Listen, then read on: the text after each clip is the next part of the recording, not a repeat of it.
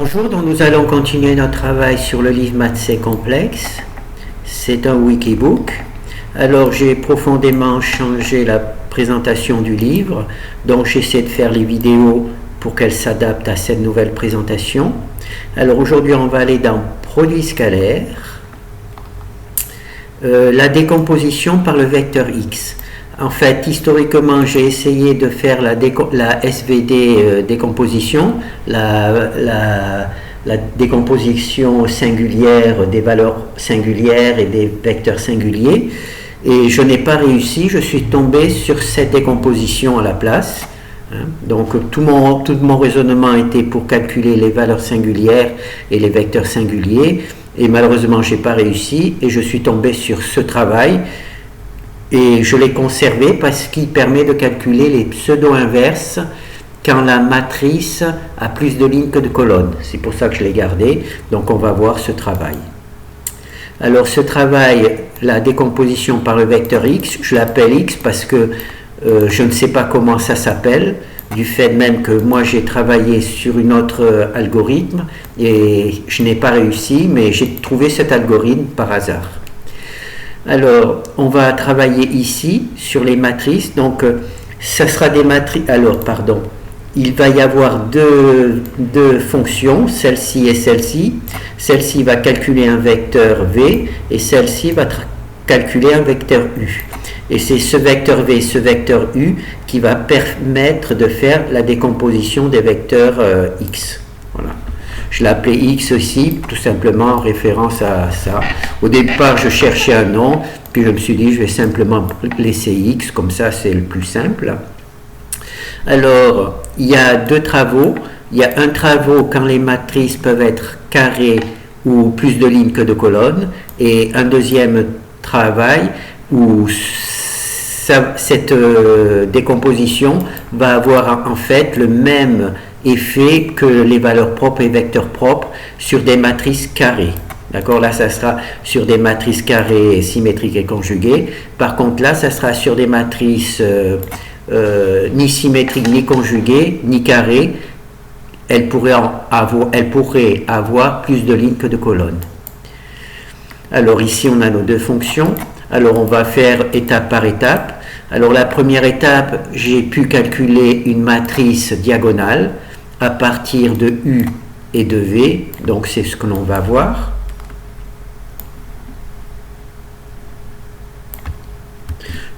Je ne savais pas où j'allais, donc j'ai fait vraiment une jolie petite aventure. Je ne savais pas où ça, je sais même pas si là où je suis arrivé c'était un joli pays, mais enfin ça a l'air de fonctionner. Alors, on va juste voir un petit peu. Donc on a une matrice A, on a un vecteur U, on a un vecteur V. Quand on prend la transposée conjuguée de U, qu'on multiplie par A et par V, on obtient une matrice diagonale. Voilà, tout simplement. On va faire un autre exemple. Encore une matrice diagonale. Et encore une matrice diagonale. Alors, les valeurs sur la diagonale sont des nombres complexes. Donc maintenant, on va voir. Alors, la fonction qui permet de calculer le vecteur U s'appelle XU. Elle donne le vecteur U. Et elle travaille par contre sur la matrice transposée. D'accord? Ici, on calcule, le vecteur V, la fonction s'appelle donc XV tout simplement, et on travaille aussi sur la matrice A transposée. On ne travaille pas sur la matrice A, mais sur sa transposée conjuguée.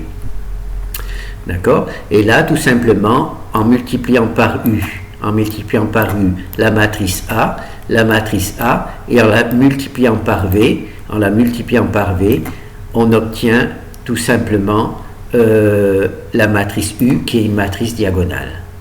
D'accord? Voilà. On a U qui est obtenu à partir de la transposée de A, on a V qui est obtenu à partir de la transposée de A, et quand on fait U transposé conjugué par de U par A et par V, on a une matrice diagonale. Voilà. Donc ça, c'est juste la première étape. C'est la première étape. Alors là, ce qu'on va voir, c'est qu'à partir de U et de V, qu'on a calculé précédemment, en la multipliant par x value, enfin notre x diagonale, et ben on va retrouver A. D'accord? Voilà. Donc on va voir si ça fonctionne vraiment.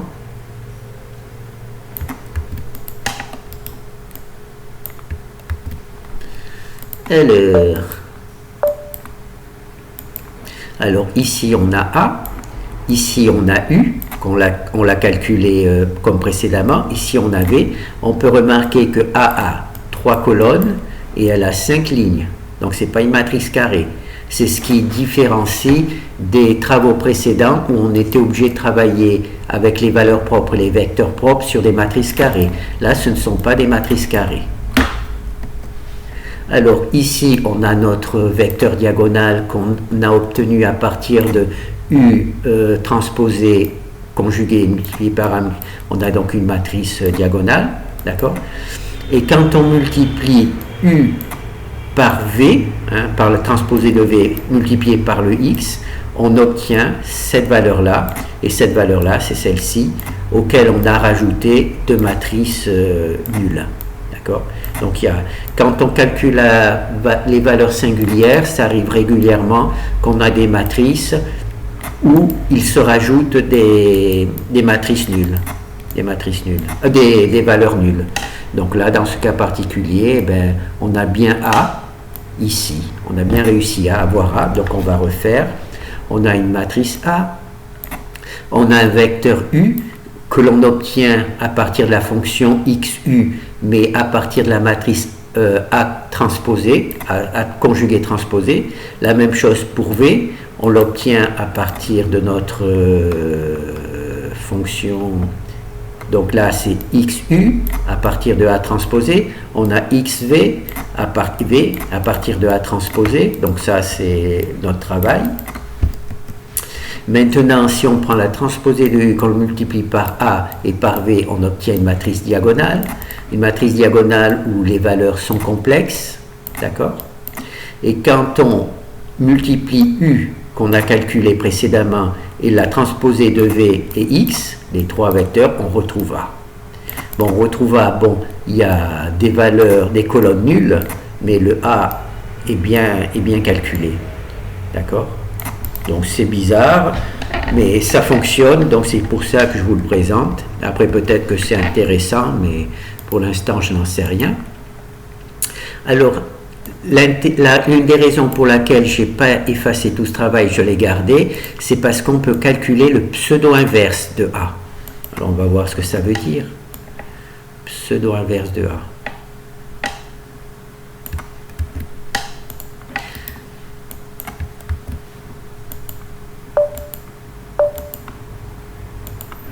Alors ici on a une matrice qui a 3 colonnes et 5 lignes.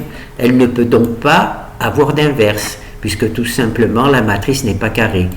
Et ce qui m'a été donné en faisant ce calcul, c'est de m'apercevoir que je pouvais obtenir le pseudo-inverse de A, c'est-à-dire une matrice qui est capable de donner la matrice identité quand on la multiplie. Alors là, le pseudo-inverse multiplié par A par la droite. Voilà. Donc là, on a toujours notre matrice A, toujours notre vecteur U, qu'on obtient avec la fonction celle-ci, on obtient la fonction ici. On a toujours notre vecteur, notre matrice V, que l'on obtient avec cette truc-là, toujours avec la A transposée et pas A. Bon, là, on prend les conjugués transposés de U et de V. Voilà. Alors ici, on obtient X, une matrice diagonale, qui est obtenue par la transposée conjuguée de U multipliée par A multipliée par V, donc ça nous donne une matrice diagonale. On en prend l'inverse, on prend l'inverse de cette matrice, donc ça fait inverse de X. C'est exactement la même méthode que pour les valeurs propres, les vecteurs propres. On prend l'inverse d'une matrice diagonale pour avoir l'inverse de la matrice A. Mais là, c'est une matrice qui n'est pas carrée, donc on ne peut pas obtenir l'inverse. Donc ici, on a la matrice A et on calcule le pseudo-inverse de A, d'accord, avec octave. Avec octave. Voilà. Donc là, on a la matrice pseudo-inverse de A avec octave. Et là, moi, j'ai multiplié par V, multiplié par l'inverse de X, multiplié par UT. C'est toujours le même algorithme que par rapport, on peut essayer de se rappeler par rapport à la comment ça s'appelle, à la vecteur propre et valeur propre, hein, toujours le même principe. Hein.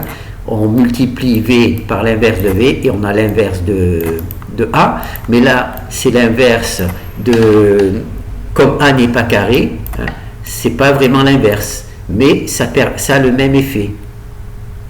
Alors, comment on va faire? Hop, on va réduire. Alors ici on a les valeurs. Alors ici on a les valeurs. Alors là c'est les deux premières colonnes. Hein. Voilà. Ici c'est les deux premières colonnes. Et si vous regardez les deux premières colonnes, 22, 23, 22, 23, 93, 108, 93, 108, il y a simplement deux lignes nulles. Mais c'est pas grave, hein, on a juste deux lignes de nul. On pourrait les supprimer et ne conserver que ces trois valeurs. Mais enfin, comme elles existent dans le calcul, je les ai laissées. Alors ici, c'est les deux premières colonnes. Là, la troisième colonne, elle est ici. Hein. C'est 29, 208, 29, 208, 53, 512, 53, 512. Ensuite, ici, il y a la quatrième qui est ici. Voilà. Il y a la quatrième, 56, 37, 56, 37, 21, 76. Voilà. Puis la dernière qui est ici. Voilà. Voilà, la dernière qui est ici, 43, 37, 43, 37.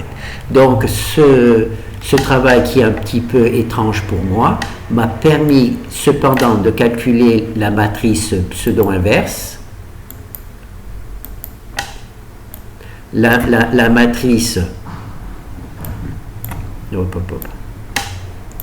La matrice pseudo-inverse, elle a des lignes supplémentaires, mais ces lignes supplémentaires sont nulles. Ça arrive aussi quand on fait le calcul des valeurs singulières et des vecteurs singuliers. Il peut arriver qu'on ait des solutions avec la bonne matrice, mais avec des valeurs nulles, soit par rapport à des lignes, soit par rapport à des colonnes, et ça, on est dans ce cas-là particulier, mais on a bien le pseudo-inverse, et je le prouve en multipliant le pseudo-inverse que j'ai calculé par A, j'obtiens bien une matrice identité. D'accord? Bien entendu, comme j'ai des lignes nulles en dessous, ces lignes apparaissent aussi ici, mais c'est ici, on a vraiment la matrice identité. D'accord? Donc ça veut dire que si je voulais résoudre un système, ben, je pourrais utiliser cette valeur-là pour calculer la résolution du système. Donc là, on va faire un deuxième exemple. Alors, on a A, on a U, on a V. Vous vous rappelez qu'on les a calculés. En multipliant UT par A par V, on a une matrice diagonale. D'accord? Exactement comme les algorithmes pour les techniques précédentes. On en prend tout simplement l'inverse. On prend l'inverse. Donc ici, c'est le pseudo-inverse, calculé par octave. Voilà. Alors, on voit qu'il y a toujours nos deux lignes de nul, mais enfin, il y a ces valeurs-là. Ça, c'est les deux premières colonnes. Et là, les deux premières colonnes, elles sont ici. Les deux premières colonnes, elles sont ici. Voilà. Voilà. 117, 75, 77, 75, 44, 150, 44, 150, 27, 12, 27, 12, voilà. Ensuite, il y a la troisième colonne. Bon, la troisième colonne, elle est là. Voilà, la troisième colonne, elle est là. Ah. Voilà. La troisième colonne, elle est là. Et ensuite, il y a la quatrième, ici.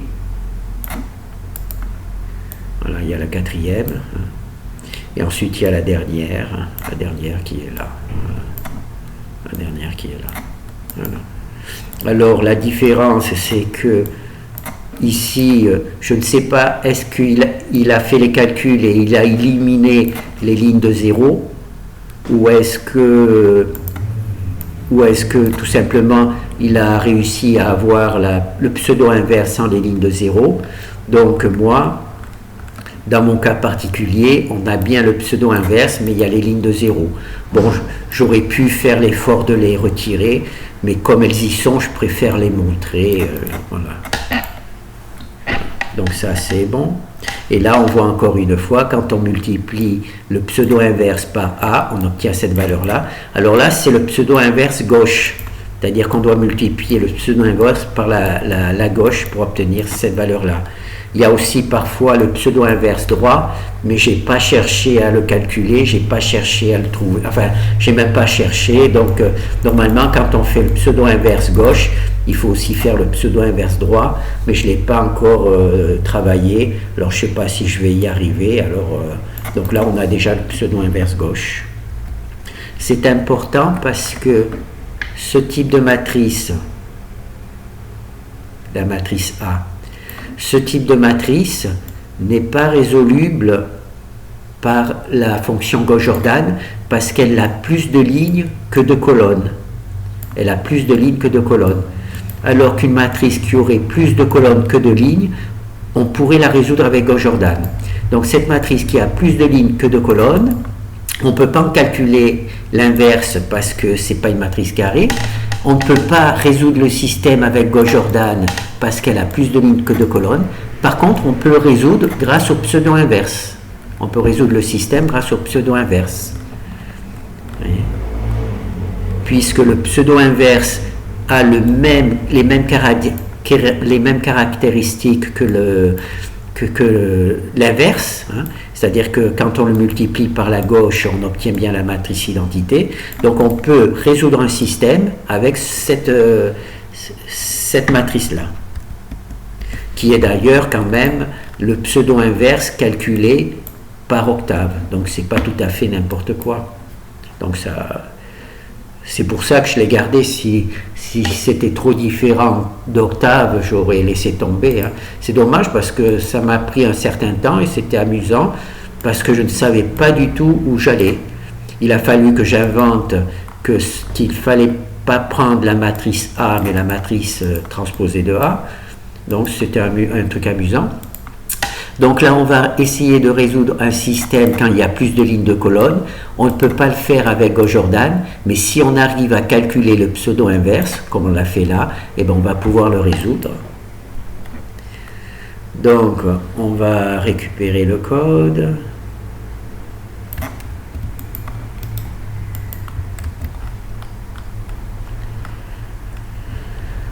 Eh bien, on va lancer, on va voir ce que ça donne. Alors ici, on a notre matrice A. Donc, elle a 3 colonnes, mais 4 lignes. Donc, on ne peut pas utiliser Gauss-Jordan. Par contre, si j'avais le pseudo-inverse de cette matrice, en le multipliant par B, j'obtiendrais un résultat. Donc là, il y a U, le U qu'on a vu précédemment, hein, qui est calculé à partir de la matrice transposée conjuguée. Il y a le V, c'est le même principe. On obtient toujours notre matrice X en faisant ces petits algorithmes, U transposé, conjugué, multiplié par A, multiplié par V. On en prend l'inverse, comme d'habitude. Là, on vérifie simplement que l'inverse va correspondre à celui calculé par octave. Voilà. Donc, hop. Donc là, on a l'inverse de octave. Là, on a l'inverse que j'ai calculé. Donc là, il y a toujours une ligne de 0. Par contre, là, il y a les deux valeurs. Alors, comment on va faire? On va réduire. Voilà. Voilà. Donc là, c'est les deux premières colonnes. Les deux premières colonnes. Ici, c'est les deux premières colonnes. Et on voit que c'est à peu près les mêmes valeurs. D'accord. Simplement, celle-ci, elle a que 3 lignes, et moi, il y a une ligne de plus. Alors je ne sais pas si Octave retire cette ligne parce qu'elle est nulle, ou si on utilise un algorithme différent qui lui donne le résultat sans la ligne. Alors là, il y a la colonne 4 et 5. Donc ici, il y a la colonne 4. On voit que c'est à peu près... Oh là, ça c'est dangereux. Que c'est à peu près les mêmes valeurs. Et finalement, il y a la colonne 5 ici. La colonne 5 ici. Et on voit que c'est à peu près aussi les mêmes valeurs. D'accord? Donc là, maintenant, on va... Donc, comme on a le pseudo-inverse, il suffit de le multiplier par B. Voilà. Comme on a le pseudo-inverse, il suffit... Déjà là, on vérifie qu'on obtient bien la matrice identité. Quand on multiplie A par le pseudo-inverse, on obtient bien la matrice identité. Et pour résoudre le système, là, on a un système AX égale B. Là, on pourrait prendre l'inverse de A multiplié par A et on obtiendrait l'inverse de A, la solution. Mais comme A n'est pas carré, on utilise le pseudo-inverse. Et donc on multiplie aussi de ce côté par le pseudo-inverse. Là, on obtient la matrice identité. Hein, c'est cette matrice-là qui est la matrice identité. Hein, quand on multiplie pseudo-inverse par A, on a B. Et par contre, là, le pseudo-inverse multiplié par B, ça nous donne une solution. D'accord? Et cette solution ne serait pas possible d'être obtenue avec ma fonction Gauss-Jordan, puisque ma fonction Gauss-Jordan n'est pas capable de travailler avec des matrices qui ont plus de lignes que de colonnes. Donc on va refaire. Donc là, on a à nouveau une matrice qui a 3 colonnes mais 4 lignes. Donc Gauss-Jordan ne fonctionne pas. Donc là, on a notre système B, AB, hein, AB. On calcule U, on calcule V. On calcule ici la matrice diagonale X. On en prend l'inverse. Ça va nous permettre de calculer le pseudo-inverse. Alors ici, il y a le calcul du pseudo-inverse avec Octave. C'est pas grave, on le verra tout à l'heure, le truc. Alors là, en multipliant par V, par la matrice inverse de X et UT, on a le pseudo-inverse. Bon, il y a une ligne de 0, mais c'est le pseudo-inverse. Et on va le vérifier en multipliant le pseudo-inverse par A. Quand on multiplie le pseudo-inverse par A, on obtient bien la matrice identité. D'accord? Et donc, ici, on veut résoudre ce système. On ne peut pas le résoudre avec Gauss-Jordan parce qu'il y a plus de lignes que de colonnes. On ne peut pas non plus en calculer l'inverse de A puisque ce n'est pas une matrice carrée. Donc, on calcule le pseudo-inverse, on le multiplie par A et on multiplie naturellement de l'autre côté aussi par le pseudo-inverse. La pseudo-inverse multipliée par A, c'est la matrice identité. Pseudo-inverse multiplié par A, c'est la matrice identité. Ah bon, il y a une ligne de 0, mais enfin, c'est la matrice identité quand même. Et donc là, on obtient cette valeur en multipliant pseudo-inverse par B, on obtient une solution. Bon, il y a aussi une ligne de 0, mais on s'en fout, ça donne une solution. Donc ça, c'est bon. On ferme. On va voir un petit peu. Alors là, on a vu qu'on a résolu des systèmes quand il y a plus de lignes de colonnes. Maintenant, on va juste résoudre quand il y a le même nombre de lignes que de colonnes. Donc là, c'est le système standard. Donc on va voir si ça fonctionne aussi avec un système standard.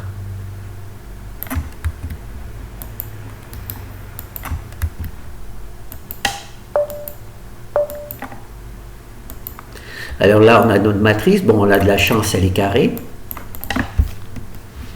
Alors là, on calcule. Ah, d'accord, je calcule pas, je montre pas, je fais directement le résultat. Bon, tant pis. Alors là, on calcule l'inverse. Je sais même pas comment on le calcule. Est-ce que c'est pas le pseudo-inverse puisqu'elle est carrée? Donc là, on obtient x en multipliant l'inverse par b. Donc on obtient cette valeur-là. Et là, on obtient b et ax. Ah, d'accord, j'ai compris. Là, c'est le b du départ. D'accord? Et là, c'est le b qui est obtenu en multipliant a par x. Et le x, c'est celui qu'on a calculé ici. D'accord? Donc, bon, on va faire un autre exemple. On a une matrice A, un système AB. D'accord? On on fait tout le travail qu'on a fait précédemment avec les valeurs x, là, truc, on obtient donc un inverse, d'accord? Et quand on multiplie l'inverse, j'ai pas marqué pseudo-inverse parce que la matrice est carrée, donc c'est le vrai inverse, multiplié par b, on obtient cette valeur-là. Ici, c'est le b du départ, hein, le b du départ, 88, 96, 88, et quand on multiplie a par x, on retrouve bien le b du départ. Donc ça prouve que le x là correspond bien à la valeur. Alors on va voir le code, à quoi ça correspond. Ah oui, là j'ai fait fort. J'ai tout mis en même temps. Donc là il y a la matrice A, là il y a la matrice B, il y a la création de la matrice X. Alors là on prend la transposée de A. Hein. Là c'est la fonction qui calcule V sur la transposée de A. Là, c'est la fonction qui calcule U sur la transposée de A. Et ici, on obtient X. Alors, on fait en plus double multiplication. Voilà, j'ai fait fort, double multiplication. Donc, on multiplie UT par A, et ensuite on multiplie par V, et on obtient X. On prend ici l'inverse de X, d'accord? Ici, on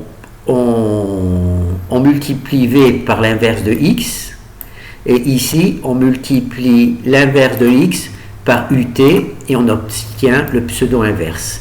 Et le pseudo-inverse, c'est tout simplement l'inverse, puisque la matrice est carrée. Donc, j'ai marqué ici pseudo-inverse, mais comme la matrice est carrée, normalement, c'est ça. Donc, ensuite, après, on se contente juste de visualiser. Donc là, on multiplie le pseudo-inverse par B. Donc j'ai marqué ici pseudo-inverse, mais en fait c'est l'inverse puisque la matrice est carrée. Et ici on affiche donc B, et ici on multiplie A par X, le X que l'on a obtenu ici. Et ce X là est obtenu en multipliant le pseudo-inverse par B, on obtient X.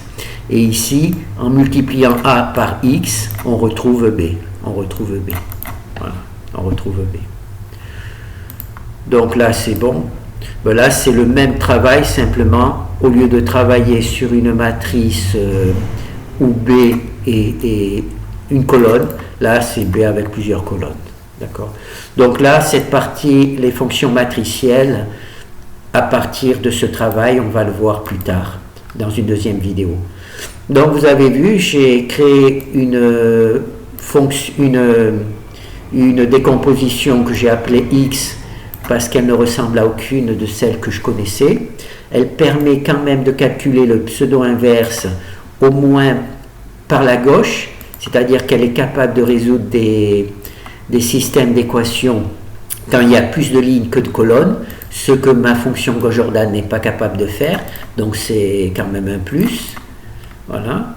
Alors normalement, ce type de matrice, ça s'appelle la méthode des moins carrés. Quand il y a plus de lignes que de colonnes, c'est la résolution de la méthode des moins carrés. Alors il y a deux vecteurs.